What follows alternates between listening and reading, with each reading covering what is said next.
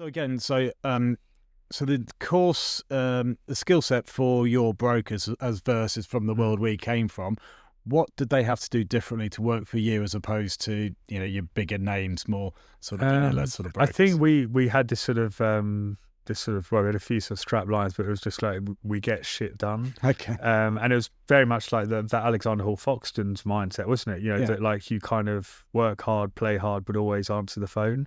Yeah, that kind of thing of like that we answer the phone. You want me to do something, you're going to have it in half an hour. If I can't do it, I give you a very set time frame of what you do. I remember John Hunt once talking about actually being very quantitative in terms of how you speak. So you don't say, okay, yeah, I'll get that to you later. You say, I'll get that to you by 6 o'clock. And it's that kind of way of actually being able to just quantify what you do. And sometimes Yeah. you're saying, look, I simply can't get that today. I'm on it. I'm aware of it. Like, it's not a problem, or it is a problem. These are the things I'm thinking about. You'll have it tomorrow by lunchtime. I simply can't do it today. And so I always try to drill into people, don't message, don't email. I fucking hate email, right? Like, just don't. It's Yeah. just terrible. Just pick up the phone, speak to people, deliver bad news quickly. That kind of way of just try and be quite dynamic in terms of how you work. And people really respond to that well, because whilst for you, maybe there's 20 deals on your desk or 20 people on your desk, for that person, it's really important. Like, that they know that you sort of, it's not even about caring. Like, I know it's a really harsh thing to say sometimes. Like, I care as much as if this happens for you or not, because it's a reflection on how good or bad I am at my job. Yep. And over time, like, as you know, of clients, you get to know them personally. So you want them to succeed, to do things. So that caring bit will naturally come. You can't immediately care about someone that's like literally a name on the page. But if you know that, like, I'm hyper professional and hyper alert, but I will deliver for you and this will happen. Well, the best brokers are the ones that do care. Yeah. The ones that clock off at 5 o'clock Correct, and don't yeah. want to think about it. They'll just be doing their job and churn it through. Whereas the good guys, will care about how they go about it. So, Nice. So you got a good quality of brokers. So the day to day then for being a high net worth broker, what's ultimately the difference between the world we came from? What do they need to think about more and consider? I think you go from where we were, and a lot of the brokerages that exist, they spend 95% of their time killing and 5% catching. Right. And I think you flip that, you put it completely in their head that 95% of your time is catching and 5% is killing. Right. That you're not, you're not having to do 20 deals a month or whatever a big number is. I don't know what a big number is now. Like, a bit different when we were like Alexander. Well, we have product transfers now. Yeah, so. exactly. And so really it's about, harvesting relationships, getting out there, speaking to people, increasingly doing stuff like this, where you're creating that trust or that confidence in somebody. You're not going to do 20 deals of 5, 10, 20, 30, 50 million a year. It's just never going to happen. So, but if you do one deal a month or a couple of deals a month and they're a decent size, then that's fine. Yeah. But you really have to be on it, and you have to make sure that these people, the kind of client who's doing a £200,000 product transfer, they're probably going to speak to you. I mean, maybe they're going to road test you against somebody else. Yeah.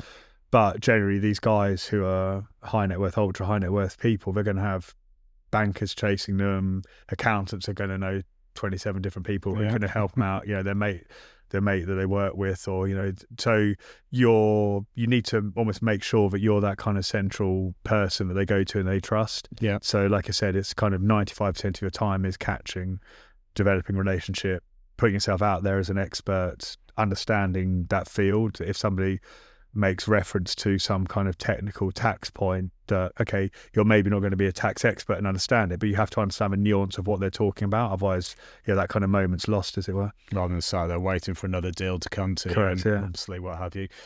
So that's on a similar note I was going to ask. So again, when you went off into this space, you obviously then developed a more broader range of lenders to go to, private banks and what have you.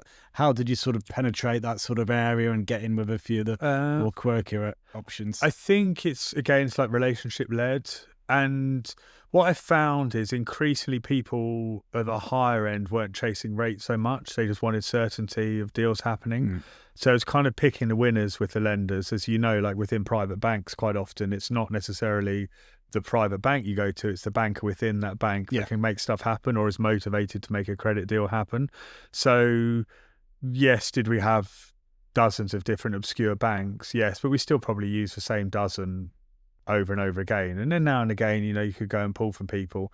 But it was being able to influence the decision that they came to, making sure the right valuer went out to value the property, the kind of speak to somebody with a can-do attitude rather correct, than the computer says no. Correct, yeah. So that's what I found. More than necessarily finding dozens of new lenders was sort of picking just those dozen people that could deliver and would pick up the phone at 9 o'clock at night to you and would kind of pull a favour if you really needed one, and vice versa. That you would sort of do them a favour or bring them business or bring them clients. Okay, so all that sort of world will come on to where it's all led you, but it's obviously meant that you were a little bit more bespoke, actually have a few different lenders and what have you. So, and then went into different paths, which were more quirky. What was sort of appealing to that? Was it just the difference, or always trying to find something new? Maybe. I think the way I viewed the market was like, it's always, you've got to pick a niche and stick to it.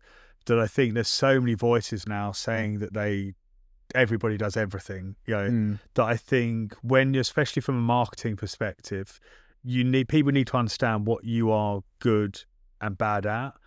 You'll still get all the other stuff. Like, people have this idea that if you say, look, I'm a high net worth broker, or I'm a lender in a high net worth space, that like people aren't going to approach you. They still will, because they see you as an expert in a field that they want some information from. They'll still come to you. Look, this is something you can do. Is it something you can help with? Is it too small? Is it too big?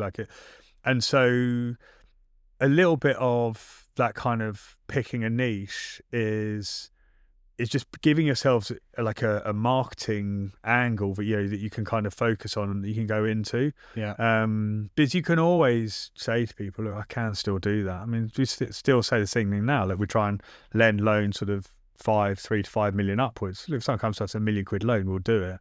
If it ticks the boxes.